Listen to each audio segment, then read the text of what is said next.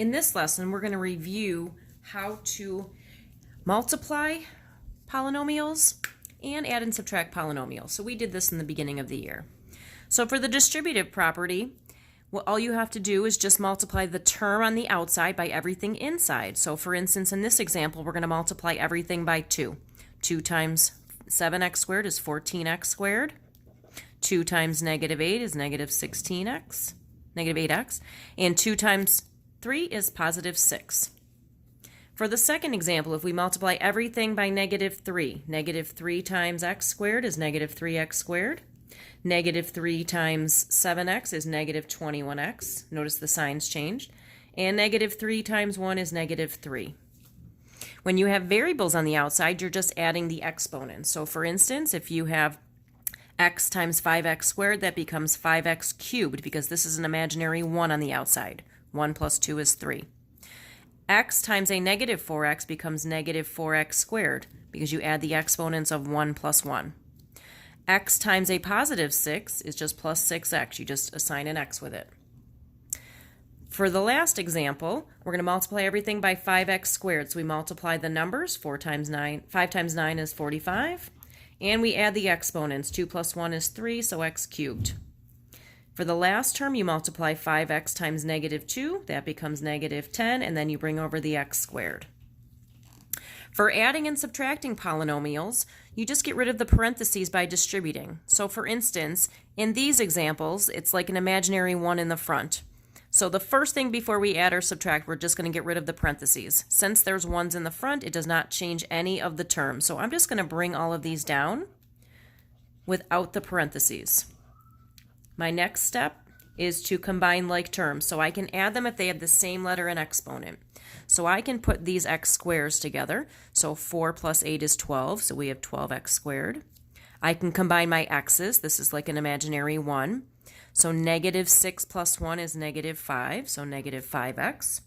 And I can add my numbers. 3 plus 5 is a positive 8.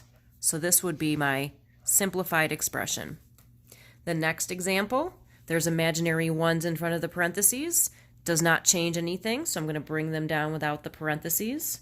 So I bring down the first set, and I'm going to bring down the second set.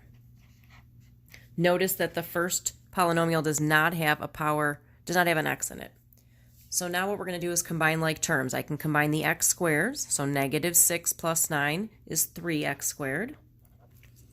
I'm looking at, this is a power of 2, so I'm going to look for powers of 1. This does not have an x, so I'm going to skip that for a minute.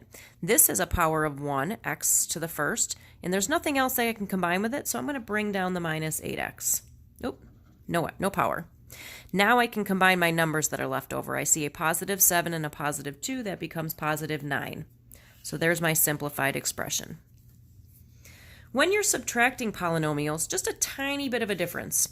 There are imaginary 1s in the front. For this polynomial, it does not change since we're multiplying by 1. So I'm just going to bring that first polynomial down. The second polynomial, though, it's not multiplying by 1, it's actually multiplying by negative 1. So all of these signs change.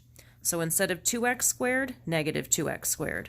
Instead of plus 9x, it's minus 9x. And instead of plus 1, it's minus 1. Now I'm going to combine like terms. I can combine my x squares.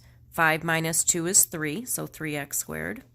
I can combine my x's. Negative 3 minus 9 is negative 12, so I have negative 12 with an x.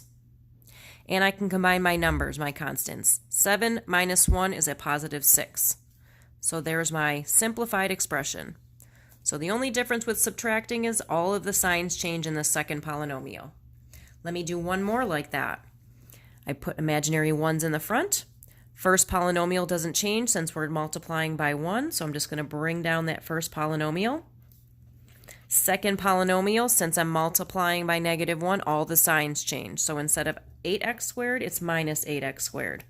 Instead of plus 7x, minus 7x. And instead of minus 9, it's plus 9. Now I can combine like terms. If I combine my x squares, we have 2 minus 8, that's negative 6x squared.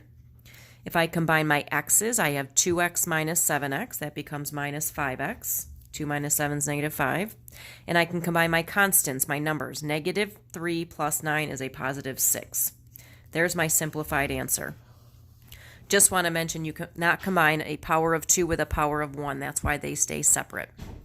Last example, this one says the first polynomial is subtracted from the second one. When you see the word from, that means you switch the order of the polynomials. So this example really means 9x squared minus 5x plus 3. That goes in the front.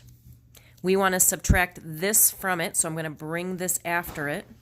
Notice I kept it in parentheses for a second. So now what I'm going to do is what I did on the example above. So these are imaginary ones. To get rid of the parentheses, I'll distribute. The 1 doesn't change this polynomial, so I'll bring this down. This I'm multiplying by negative 1, so instead of 6x squared, negative 6x squared. Instead of minus x, it becomes plus x. And instead of minus 2, it becomes plus 2. We're ready for our final answer. We can combine the x squares. So we have 9 minus 6, that becomes 3, so 3x squared. I can combine my x's. Negative 5 plus 1 is a negative 4, so I'll put the x with it, negative 4x. And 3 plus 2 is a positive 5. So there's my final expression.